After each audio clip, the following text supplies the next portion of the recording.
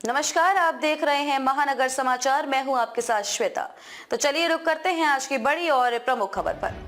महाराष्ट्र में Uddhav Thackeray CM face के बीच संजय राउत ने कर दी ये डिमांड, भड़की एनसीपी और कांग्रेस, टूटेगा एमवीए। उद्धव ठाकरे की दिल्ली दौर की वापसी के बाद अब महाविकास अघाड़ी में मुख्यमंत्री के चेहरे को लेकर विवाद शुरू हो गया है। महाविकास अघाड़ी में कांग्रेस, उद्धव ठाकरे की शिवसेना और शरद पवार की एनसीपी शामिल है। तीनों ही दल अपनी पार्टी के प्रमुख चेहरे पर दांव लगाने की जुगत में है। दिल्ली में सोनिया गांधी से मिलकर लौटे उद्धव ठाकरे के बारे में कहा गया है कि महाराष्ट्र विधानसभा चुनाव में अघाड़ी की तरफ से सीएम फेस वही होंगे। हालांकि खबर आते ही कांग्रेस ने इसका खंडन किया। कांग्रेस अध्यक्ष नाना पटोले ने साफ कहा है कि विधानसभा चुनाव में महाविकास अघाड़ी ही चेहरा होगा। चुनाव के बाद निर्णय लिया जाएगा कि कौन मुख्यमंत्री बनेगा। कांग्रेस के वरिष्ठ नेता पृथ्वीराज चव्हाण ने और स्पष्ट करते हुए कहा कि चुनाव के समय महाविकास अघाड़ी का कोई चेहरा नहीं होगा।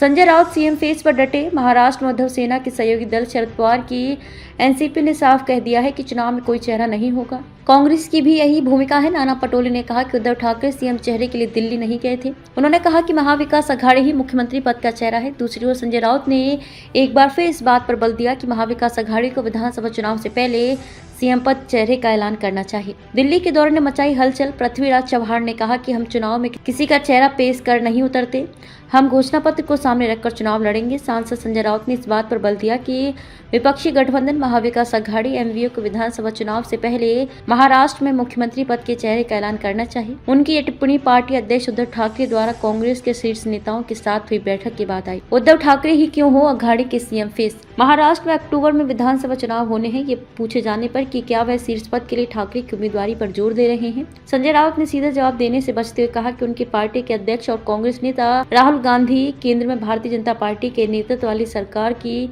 नीतियों के खिलाफ आवाज उठाने में सबसे आगे रहे हैं। राहुल गांधी का जिक्र नई दिल्ली में शिवसेना यूबीटी के राज्यसभा सदस्य ने कहा कि ठाकरे और लोकसभा में नेता प्रतिपक्ष राहुल गांधी लगातार केंद्र के दमनकारी रवैये के खिलाफ आवाज उठाते रहे हैं। राउत ने कहा कि राज्य के लिए एक चेहरा होना जरूरी है। अगर राहुल गांधी लोकसभा चुनाव में विपक्ष का चेहरा होते तो हम भाजपा के नेतृत्व वाले राष्ट्रीय जनतांत्रिक गठबंधन को हरा सकते थे। यह पूछे जाने पर कि क्या उनका मतलब यह है कि ठाकरे एमवीए के सीएम उम्मीदवार होंगे। राउत ने कहा कि केवल राहुल गांधी और उद्धव ठाकरे ही विपक्ष का चेहरा बने। एमवीए में शिवसेना यूबीटी, कांग्रेस और राष्ट्रवादी कांग्रेस पार्टी शरद चंद्र पवार शामिल हैं। ठाकरे की ओर से ये संकेत दिया गया है कि वे महाराष्ट्र विधानसभा चुनावों में मुख्यमंत्री के चेहरे के तौर पर सामने आने के लिए तैयार हैं, जिसके बाद ही राउत की ये टिप्पणी आई है। ऐसे उठा मुद्दा। ठाकरे सप्ताह की शुरुआत में नई दिल्ली में थे, जहां उन्होंने कांग्रेस अध्यक्ष मल्लिकार्जुन खड़गे, पार्टी की पूर्व अध्यक्ष सोनिया गांधी, राहुल गांधी, अखिल भारतीय कांग्रेस समिति के महासचिव केसी वेणुगोपाल और इंडिया के अन्य घटक दलों के प्रतिनिधियों से मुलाकात की। बीजेपी ने भी इस मुद्दे को भुनाते हुए एमवीए पर निशाना साधना शुरू कर दिया है। बीजेपी ने मारा मौके पर चौका। बीजेपी नेता प्रवीण दरेकर ने कहा कि उद्धव ठाकरे व कांग्रेस के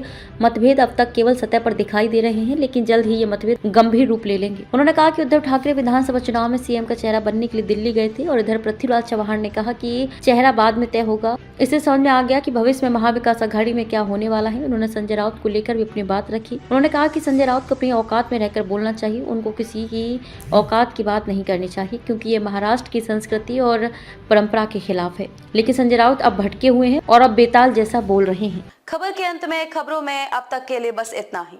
फिर होगी आपसे मुलाकात ऐसे ही बड़ी किसी खास खबर के साथ। तब तक के लिए नमस्कार और देखते रहिए महानगर समाचार।